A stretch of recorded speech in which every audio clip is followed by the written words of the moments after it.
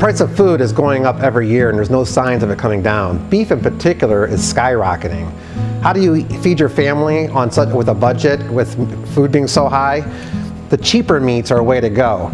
Even pot roast meat that you see at the grocery store can often cost $20 for a size like this.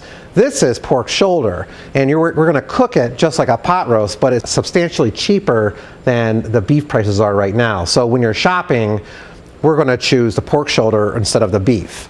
So I'm going to cut this in half to help reduce our cooking time, and I'm going to season it real nicely with some salt and pepper. Now, if you have a low sodium diet, you can skip this step and use things like Mrs. Dash or some dried herbs. So in a pan, I'm going to cook mine in an oven. You can use a crock pot, which is one of my favorite kitchen tools, but you would want to do all these steps in a pan first to help develop flavor.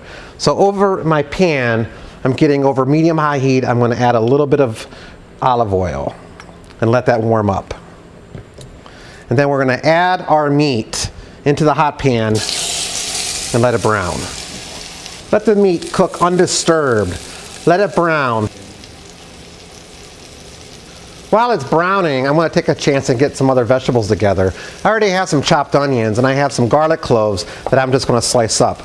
You can mince them or you can just slice them like I do. I don't like to make them too fine. I like to be able to see the vegetables to know what we're eating. Sometimes if you mince vegetables, you don't know what's in there. And I like to see it, taste it, and enjoy it. But there's nothing wrong with using minced garlic if that's what you have. So we'll just chop up our garlic. You can add carrots, celery, turnips.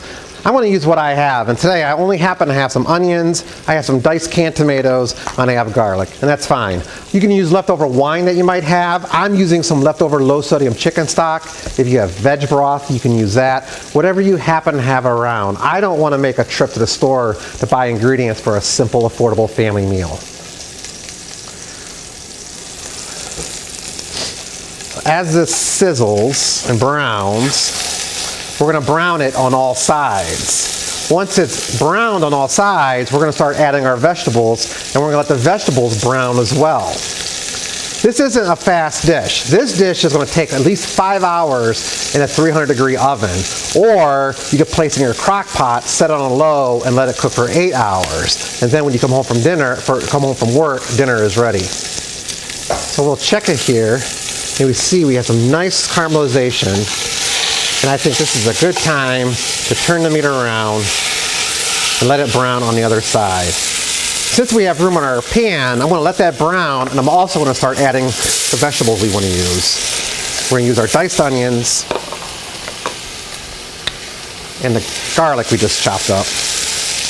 I'm going to add a little bit of seasoning to the onions and the garlic to help bring out the flavor of those ingredients. So the onions and the garlic are starting to pick up a little bit of color. They're getting nice, soft, and sweet, and that's a great thing. That's going to really add all that flavor to the final dish. Now I'm going to add our diced tomatoes, and I'm going to let that brown as well. That's also going to add some nice richness to the dish.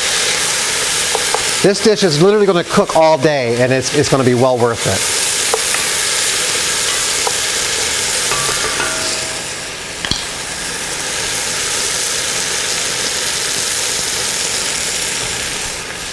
I'm going to move the pork to the other side and let the vegetables pick up some of the flavor of where the pork was.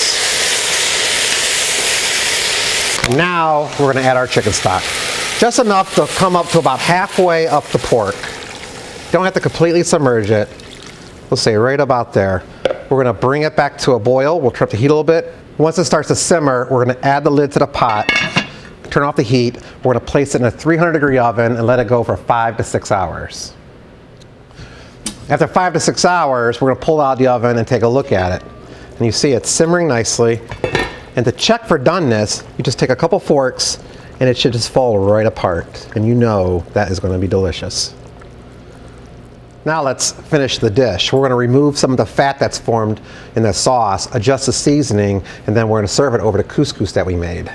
So we'll just take a spoon or a ladle and just skim off the fat that's accumulated to the top.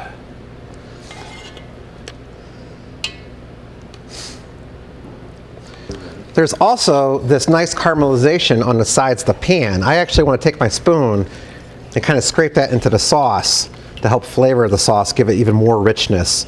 It'll darken the color of the sauce and make it taste even better. And finally, I'm going to taste the sauce. I think it's pretty good. I'm going to add a little more salt to it. A little pepper. And just for freshness, to really make it pop, we'll take some of our parsley.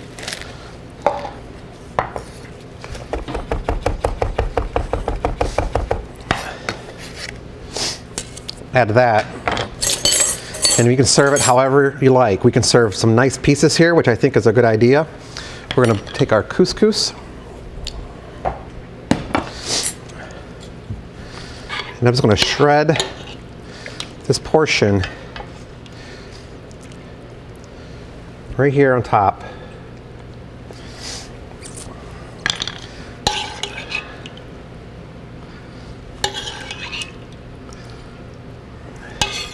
I'm going to take this nice liquid that's been braising for 6 hours, help flavor the couscous. That is going to be one of your family favorite healthy dinners that they're ever going to have.